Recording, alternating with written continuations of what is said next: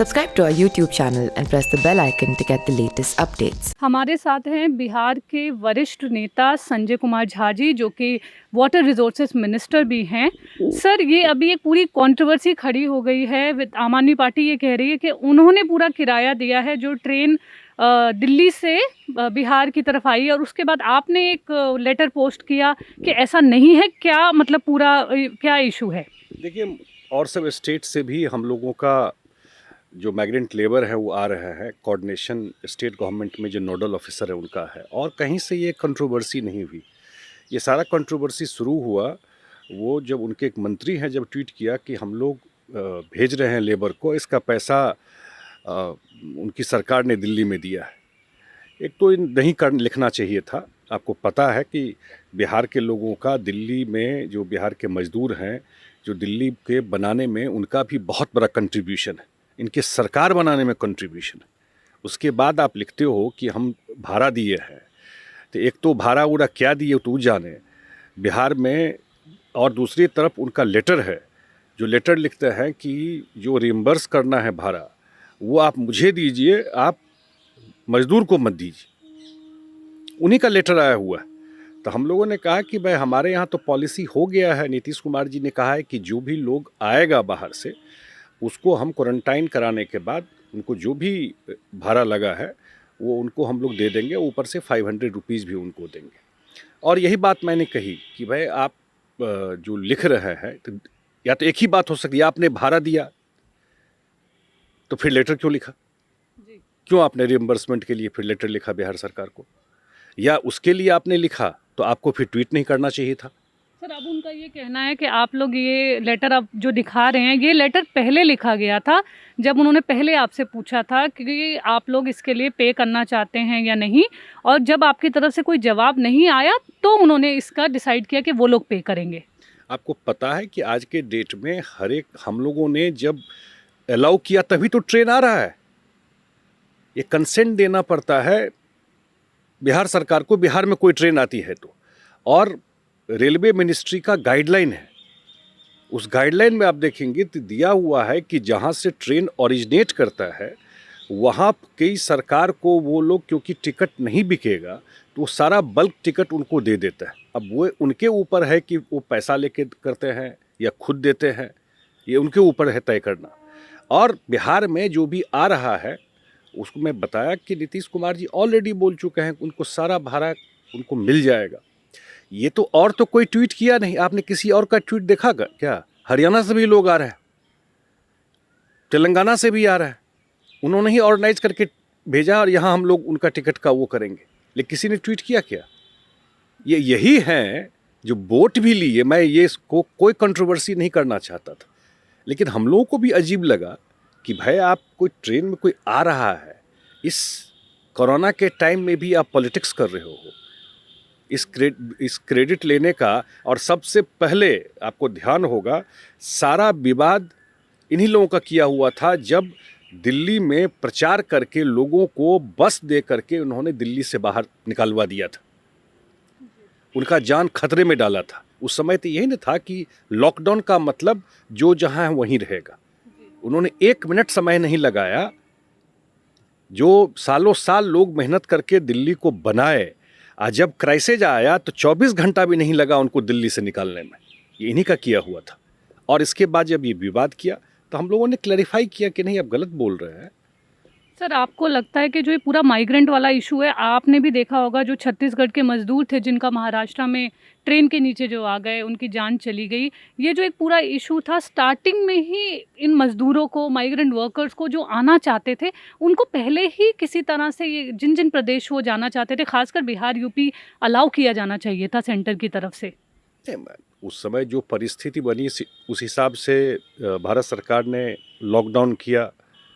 हम लोगों ने भी उससे पहले किया था कि ब्लॉक तक लॉकडाउन, और बाद में लॉकडाउन के बाद भी चाहे भारत सरकार हो चाहे प्रदेशों की सरकार हो, सब ने कोशिश किया कि उनका जो समस्या है जहाँ पर है वहाँ पर मिनिमाइज किया जाए। बिहार सरकार, आपको पता है कि जो मजदूर बाहर थे उनके अकाउंट में 1000 रुपीज़ ट्रांसफ़र किया कि उनको इमीडिएट कुछ 1000 रुपया से सारा कुछ हो जाएगा, ये बात नहीं, लेकिन कुछ तो मदद मिल जाएगा तुरंत। या बहुत जगह हम लोग कैंप भी चलाए, भारत सरकार भी अपने हिसाब से काम की, लेकिन मैग्नीट्यूड इतना बड़ा है इसका, तो स्वाभाविक है इससे दिक्कत हुआ है। अब धीरे धीरे अब वैसे आप मूवमेंट भी नहीं करा, ये तो अनप्रेसिडेंटेड सिचुएशन है ना, ऐसे आप बस में लाद के भेज भी नहीं सकते। तो अब धीरे धीरे हर एक गवर्नमेंट ने ट्रेन से आना शुरू हुआ, लाखों लोग बिहार में आ चुके हैं और धीरे धीरे लोग आ रहे हैं बिहार में या यूपी में या अन्य प्रदेशों में, तो मेरे ख्याल से आने वाले दिन में चीज़ें थोड़ी स्ट्रीमलाइन हो जाएगी। बट सर अभी भी काफ़ी जगह आपने देखा होगा फोटोज़ आ रही हैं, वीडियोज़ आ रही हैं जिसमें काफ़ी माइग्रेंट वर्कर्स अभी भी चल के आ रहे हैं। वो कह रहे हैं कि जैसी हेल्प उनको बोली जा रही है वो उनको उस समय मिली नहीं है और काफ़ी ऐसे लोग इवन बिहार में भी आ रहे हैं। तो उनके लिए आप क्या कहना चाहेंगे? क्या आप उनको कहना चाहेंगे कि अभी वो थोड़ा वहीं रुकें और आप लोग इंतज़ाम कर रहे हैं, ट्रेन या बसेस का इंतज़ाम कर रहे हैं? बिल्कुल बिल्कुल, आप बहुत बढ़िया आपका ये क्वेश्चन है। बिल्कुल थोड़ा धैर्य रखें, ये सब के लिए समस्या, कष्ट सब देख रहा है और हम लोग सारा अरेंजमेंट कर रहे हैं। बिहार सरकार कोऑर्डिनेट करके उस स्टेट के साथ जो भी आना चाहेंगे उनको कोऑर्डिनेट करके यहाँ लाने का इंतज़ाम कर रही है। यहाँ आने के बाद भी उनको बस से उनके जो ब्लॉक है जहाँ उनका गांव पड़ता है वहाँ ले जाना, उनका रखने का, उनके खाने का, वो सारा अरेंजमेंट सरकार कर रही है। सारा मशीनरी सरकार की लगी हुई है और वो जहाँ हैं भी वहाँ भी हम लोग कोशिश कर रहे हैं उन तक जो भी रिलीफ पहुँचा सकें वो पहुँचाने का। लेकिन पैदल मत चलिए भाई, वो आप बहुत समस्या हो जाएगी, दिक्कत हो जाएगा और कोई भरोसा नहीं। जो ये बीमारी है वो उसमें भी संक्रमण होने का या और फैलने का खतरा हो जाएगा। धीरे धीरे चीज़ें सामान्य भी हो रही हैं जब जैसे जैसे ट्रेन मूव कर रहा है, लेकिन जो लोग चल रहे हैं उनको ज़रूर अपील है कि पैदल चल के मत कोशिश कीजिए, क्योंकि आप उस तरह आएंगे तो एक खतरा और रहता है कि आपको भी संकट होगा कि पॉजिटिव होने का, और आप अपने परिवार को भी पॉजिटिव करने का संभावना काफ़ी बढ़ जाता है, तो वो कम से कम नहीं करिए। सर करीब ऐसा माना जा रहा है कि 27 लाख लोगों ने रजिस्टर किया था कि वो लोग बिहार वापस आना चाहते हैं। ऐसा काफ़ी ऑफिसर्स और काफ़ी एक्सपर्ट से बात हुई है जो कहते हैं कि अगर ये 27 लाख सच में वापस आ गए तो ये एक जो पूरा स्टेट के फाइनेंस है उस पर भी काफ़ी स्ट्रेस डालेगा, इकोनॉमी पे काफ़ी स्ट्रेस डालेगा। तो किस तरह से प्रिपेयर कर रही है गवर्नमेंट उसके लिए? मैं नहीं जानता हूँ कि 27 लाख लोग आ जाएंगे, क्योंकि बहुत जगह जैसे जैसे चीज़ें खुल रही हैं तो स्वाभाविक है जो वहाँ काम कर रहा है उसका फैमिली है, बच्चे हैं, तो वो वहाँ फर्दर काम करना चाहेगा। लेकिन बिहार में जो लोग वापस आ रहे हैं हम लोग ज़रूर कोशिश कर रहे हैं कि उनको काम मिले और जो काम जनरेट हो सके। जैसे मैं जिस डिपार्टमेंट को देखता हूँ लगभग 1 लाख लोगों को काम मिलना, जो फ्लड फाइटिंग का काम है या इरिगेशन से रिलेटेड काम है उसमें लोगों को मिला है, या मनरेगा में काम है वो जनरेट किया जा रहा है। लेकिन ये बात सही है कि आने वाले टाइम में ये एक बहुत बड़ा चैलेंज स्टेट के लिए है कि इतने लोग आते हैं तो फिर कैसे इस चीज़ को, कैसे यहाँ पर जॉब क्रिएशन हो, ये गवर्नमेंट के लिए भी एक चैलेंज है। सर कोविड को लेके अभी तक बिहार में नंबर फिर भी काफ़ी कम है, लेकिन लोगों का ये भी मानना है कि जो टेस्टिंग जिस तरह से होनी चाहिए थी उतनी टेस्टिंग नहीं हो रही। अगर हम अलग स्टेट्स का एग्जांपल लें, दिल्ली, महाराष्ट्र, जहाँ पे काफ़ी टेस्टिंग की जा रही है, इसलिए नंबर भी शायद ज़्यादा हैं। नहीं, टेस्टिंग तो काफ़ी हुआ है, 30,000 से ज़्यादा टेस्टिंग हो गया, उस कंपैरिजन में नहीं होगा। और अब जो लोग बाहर से आ रहे हैं और जो हमको किट मिलता है स्टेट में तो है नहीं, उसी के बेसिस पर ये होता है। तो और अब जो लोग बाहर से आ रहे हैं, जो माइग्रेंट लेबर आ रहा है, तो ये ज़रूर एक चैलेंज है कि टेस्टिंग को और बढ़ाना पड़ेगा। लेकिन टेस्टिंग 30,000 कम नहीं होता है। और जो आप बिहार में देख रही हैं कि जो भी नंबर 550 600 के आसपास, 550 के आसपास हुआ है, उसमें कुछ लोग तो ऐसे 2 कैटेगरी के लोग आए। एक कैटेगरी के आदमी आए जो आ गए और शायद उन्होंने कोई मेडिसिन ले रखा होगा, जो फीवर टेस्ट में नहीं आया उनका, हाँ, कि कोई फीवर का वो है, एसिम्प्टोमेटिक थे, और वो आ करके 30-30 40-40 आदमी को स्प्रेड कर दिया उन्होंने, अपने फैमिली में स्प्रेड कर दिया। तो 100-150 लोग तो वही केस हो गया। रेस्ट मैं देख रहा हूँ कि करीब 50-60 केस ऐसा आया है जो चोरी छुपे आ गए, पता नहीं था सरकार को, कहीं से आ गए और वो आकर के जो अपने गांव चले गए या घर चले गए, वहाँ जा कर के बढ़ाया। तो लार्जली जो बाहर से इस टाइप से लोग आया है उसी से ज़्यादा समस्या बिहार में आई है। लेकिन लार्जली अभी तक चीज़ें कंट्रोल्ड हैं। सर आपको सेंटर की तरफ से जिस तरह का सपोर्ट चाहिए था कोविड के लिए, क्या आपको वो पर्याप्त है आपके लिए, वो आपको मिल रहा है? सेंटर के लिए भी एक पूरे देश में एक उनके लिए भी उनका भी एक लिमिटेशन है कि जैसे आपको पता है कि रैपिड टेस्टिंग का आया, सेंटर ने यहाँ भी दिया और हम लोगों ने टेस्ट किया तो वो करेक्ट उसका नहीं आ पा रहा था जब टेस्ट होने के बाद, तो फिर हम लोगों ने उसको सेंटर के ICMR के कहने पे ही हम लोगों ने छोड़ दिया। लेकिन सेंटर का कॉपरेशन मिल रहा है, जो भी पॉसिबल कॉपरेशन है वो सारा सेंटर कर रही है। सर एक प्रश्न जो सब लोग पूछ रहे हैं कि जो ये रिम्बर्समेंट की बात है, जो आप लोग रेलवे का जो किराया है, जो माइग्रेंट वर्कर्स आ रहे हैं जो रिम्बर्स कर रहे हैं, उनका ये कहना है कि एंट्री पॉइंट पे ही क्यों नहीं उस स्टेट को दे दिया जाता, आप लोग दे रहे हैं जब वो लोग यहाँ क्वारंटाइन अपना कंप्लीट कर रहे हैं, जबकि जब वो लोग वहाँ से चढ़ते हैं तो कईयों के पास पैसे नहीं होते, तो वो लोग कहीं से उधार लेके या कुछ करके, और ये जो पूरा इशू आ रहा है कि जो स्टेट को देने की बात है वो भी शायद ना हो अगर उसी लेवल पे पैसा दे दिया जाए।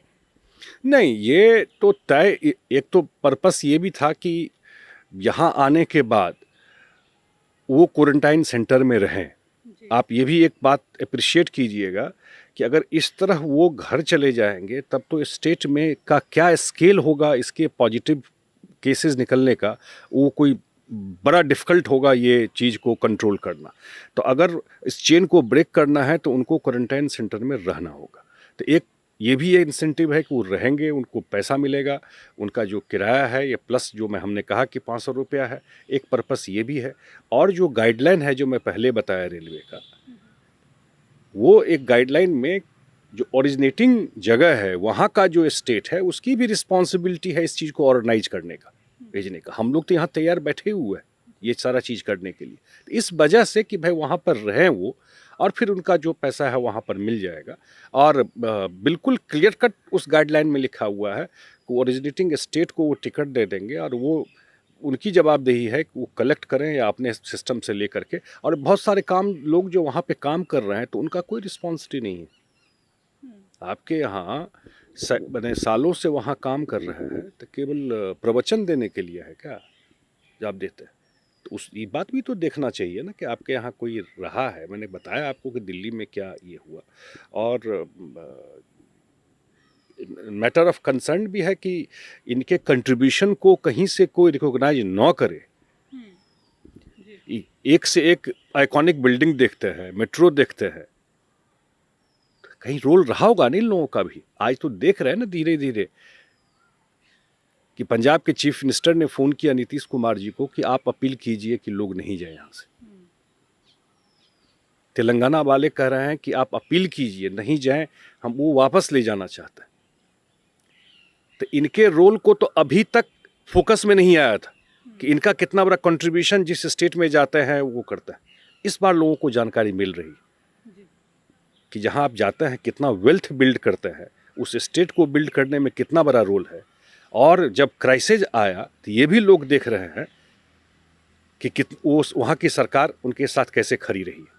सर कोविड की वजह से आपका जो पूरा फ्लड का अरेंजमेंट है, क्योंकि काफ़ी मतलब ये समय भी ऐसा है जब फ्लड भी बहुत बिहार में आता है मई जून में, वो किस तरह से प्रभावित हुआ है और क्या आप लोग स्टेप्स ले रहे हैं? नहीं, ये अब प्रभावित हुआ है क्योंकि फ्लड का जब काम होता है एंटी इरोजन का, उसका पीक टाइम काम करने का यही है, जनवरी ऑनवर्ड्स काम होता है। तो ये जो 20-25 दिन हमारा गया वो प्रीसियस टाइम था इस काम को करने के लिए, और इसी में ये काम होना था। तो कोई लेबर भी नहीं मिल रहा था जब लॉकडाउन शुरू हुआ, और आप बंद भी था, आप कर भी नहीं सकते थे। तो ये एक बड़ा चैलेंज हमारे लिए है, लेकिन हम लोगों ने रिव्यू किया है, अब काम ने स्पीड पकड़ा है। हम लोग कोशिश कर रहे हैं कि 2-2 शिफ्ट करा करके रात में भी जनरेटर लगा करके काम चल रहा है। हम लोग होप कि जो टाइम पर काम पूरा हो जाए। सर एक दो प्रश्न जो आपने देखा होगा, काफ़ी सारी बीजेपी के नेता हैं जिन्होंने माइग्रेंट्स के इशू पे और पूरा ओवरऑल कोविड की प्रिपरेशन के इशू पे थोड़ा नीतीश कुमार जी को आड़े हाथों लिया है और बोला है कि शायद योगी आदित्यनाथ से उनको सीखना चाहिए जिस तरह से उन्होंने मैनेज किया। तो आपको क्या लग रहा है, ये क्या कुछ इलेक्शन से पहले कुछ टसल? नहीं, ऐसा नहीं है। बीजेपी जेडीयू का एक बात आप समझ लीजिए कि बहुत दिन का अलायंस रहा है, तो ये लोग एक दूसरे को जानते हैं। जो भी जो सीनियर लोग हैं पार्टी में, बहुत अच्छी तरह जानते हैं। तो दो ये दो टिप्पणी क्यों की जा दे रही है? नो, ये तो थोड़ा बहुत आप जब पॉलिटिक्स में ये सब चलता रहता है, उसमें बहुत बड़ा इशू नहीं है। नीतीश कुमार के काम को अब लोग अप्रिशिएट कर रहे हैं कि जो उनका स्टैंड था वो सही था। उस समय तो बहुत तरह का बात लोग करते थे, लेकिन अब लोग ये चीज़ कह रहे हैं कि नहीं, वही उन्हीं का स्टैंड सही था कि जब उन्होंने बात रखी। वो बोल क्या रहे थे? ये तो यही बोल रहे थे ना कि भाई जब आपने लॉकडाउन किया है तो उसमें क्लियर कट आप ही का लिखा हुआ भारत सरकार का कि इंट्रा स्टेट और इंटर स्टेट मूवमेंट नहीं होगा। तो जब इंटर स्टेट और इंट्रा स्टेट मूवमेंट नहीं होगा तो अगर कोई चेंज करना है तो चेंज तो वहीं से होगा ना, तभी तो हम करेंगे सेंटर से। ऑब्वियसली। और जब हुआ तो फिर मूवमेंट शुरू हुआ। दूसरी बात उनका था कि नहीं, बस वस में आने से एक हमेशा पोटेंशियल वो रहेगा। तो ये वो तो लॉजिकल बात कर रहे थे। और बिहार में भी था कि एक ही साथ इतने लोग आ जाएंगे तो एक बिहार के लोगों के लिए भी खतरा बढ़ जाएगा जो स्थिति है। तो उस और बिहार के लोग अप्रिशिएट कर रहे हैं सारे चीज़ को कि जो कर रहे थे ठीक ठीक था आपने लाइन। ये भी देखा होगा कि RIIME को लेके जो एक पूरा कंट्रोवर्सी चला, जिसमें आपने काफी ट्वीट भी करा कि रेलवेज को भी कहा कि ऐसे शिफ्ट नहीं होना चाहिए। तो ये क्या था? आपको लग रहा है कि पेंडेमिक के टाइम पे क्या सेंटर की तरफ से कुछ मतलब ये हो रहा है कि वो पावर अपना यूज कर रहे हैं और कुछ चीजों को यहाँ से हटाने की ऐसी कोशिश? नहीं, ये मैं ये नहीं कहूँगा। ये बात शायद हम लोगों के नॉलेज में भी आई और हम लोगों ने भी ये बात रखी कि भाई ये बड़ा ही इलस्ट्रियस जगह है। एक से एक लोग यहाँ से निकल के रेलवे में जा कर के कंट्रीब्यूट किए हुए हैं और बाद में क्लैरिफिकेशन आ गया रेलवे का, तो इसलिए कोई दिक्कत नहीं है। जब नॉलेज में आया तो हम लोगों ने भी उनके सामने में रखी और रेल मंत्री जी के यहाँ से भी बात आ गई कि नहीं, ऐसा कोई मूव नहीं है जो हम लोगों को बताया गया है। तो ये सब तो स्टेट में कभी कभी बात आती है और हम लोग भी राइट फोरम पे जाके बात को रखने की कोशिश करते हैं। सर, आई नो ये टाइम नहीं है इन चीज़ों को पूछने का, लेकिन आपको क्या लगता है जो बिहार में अक्टूबर में इलेक्शंस होने वाले थे, क्या इससे कुछ प्रभाव पड़ेगा या आपको लगता है ये टाइम पे होंगे? अब मैं नहीं जानता हूँ कि इलेक्शन का क्या, अब तो इलेक्शन कमीशन ही कोई, लेकिन आज के डेट में तो कोई कुछ पता ही नहीं है लेकिन कि आप लोग गियर्ड अप हैं इलेक्शन के लिए अगर वो अक्टूबर में होते अभी तक आपको पता है कि हम लोग नीतीश कुमार के नेतृत्व में चुनाव हमेशा लड़ते रहे। तो और ख़ास करके उन्होंने एक चीज़ बदला है बिहार में, एक तरीका, एक बिहार में पॉलिटिक्स का तरीका, वोटिंग पैटर्न का कल्चर उन्होंने बदला है। तो हम लोग जब भी चुनाव में 2005 से जाते रहे हैं तो हम लोग अपने काम को ले करके लोगों के बीच में जाते रहे और जो भी हमारा 5 साल का अचीवमेंट एनडीए का है वही काम को लेकर के लोगों के बीच में जाएगा। जो हम लोगों को लगता है कि लार्जली अगर आज भी कोई सर्वे करे तो सेटिस्फेक्शन लेवल बिहार में आपको ह्यूज मिलेगा नीतीश कुमार के सरकार के कामकाज। और सर, सीट शेयरिंग की अगर बात करें तो किस तरह से होगा आपके और बीजेपी के बीच? कभी प्रॉब्लम नहीं हुआ। मैं कम से कम 2004 से मैं भी देख रहा हूँ, कभी बीजेपी पिछले लोकसभा में भी कितना ये था लोगों का कि हम लोगों को 8 सीट मिलेगा कि 10 सीट मिलेगा कि 9 मिलेगा कि क्या होगा, लेकिन कितना स्पेकुलेशन चल रहा था लेकिन जब आपने देखा कि जब सीट की बात आई तो सडनली आकर के जो पार्टी के लोग अनाउंस कर दिए। इस हमको नहीं लगता है सीट शेयरिंग में कोई इशू रहेगा। और सर, बिहार में अगर एक ऑपोजिशन की बात करें तो आरजेडी कांग्रेस में फिर भी आप किसको ज़्यादा एक ऑपोजिशन की तरह देखते हैं? मैं कांग्रेस को देखता हूँ क्योंकि आरजेडी तो एक परिवार की पार्टी भी है और परिवार के साथ साथ नॉन सीरियस इतना बड़ा आप मुझे बताइए कि लीडर ऑफ अपोजिशन किसी भी प्रदेश का इससे बड़ा क्राइसिस तो हम लोगों के लाइफ टाइम में नहीं आया होगा। न हमारे फोर फादर्स के मुंह से भी कभी सुना कि ऐसा कोई क्राइसिस आएगा जहां पूरा का पूरा दुनिया ठप हो जाएगा। उस बीच में आप उस स्टेट से ही निकल जाओ और ट्विटर पे बैठे रहो तो बिहार के जनता का इतिहास जो है ना बड़ा डीप रूटेड है पॉलिटिक्स उनके, उसमें उतना शायद न बोलते हो लेकिन उनकी अंडरस्टैंडिंग किसी से कम नहीं है, कुछ ज़्यादा ही है अंडरस्टैंडिंग पॉलिटिक्स की। तो वो देखते हैं कि इस आपदा में भी अगर कोई खड़ा नहीं हो तो वो सब जनता हिसाब कर देती है। सर, बस एक लास्ट प्रश्न के जो ये माइग्रेंट्स आ रहे हैं इनके लिए किस तरह की जॉब अपॉर्चुनिटीज़ आप लोग देख रहे हैं? क्योंकि अगर वो यहाँ आएंगे तो ऑब्वियस सी बात है काम भी करना चाहेंगे, तो उसके लिए कोई सरकार विशेष मतलब कुछ कर रही है अरेंजमेंट? नहीं, बिल्कुल आपका एक सीएम का आया है और हम लोगों को भी लगता है कि जो उनका स्किलिंग का एरिया है वो जो कैंप में जा रहे हैं वो फॉर्म पे डिटेल्स भी आ जाएगा, जिस कुछ लोगों का अपना स्किलिंग का उनका क्या एक्सपीरियंस है, क्या काम करते थे जहाँ थे वो, तो एक तो वो भी है। और मुझे लगता है कि जियो पॉलिटिक्स भी बदलेगा दुनिया का, जो मैं अखबार पेपर से जो मुझे समझ में आ रहा है, तो बहुत सारा इन्वेस्टमेंट, बहुत सारी चीज़ें कुछ शिफ्ट होगी, कुछ मूव करेंगी।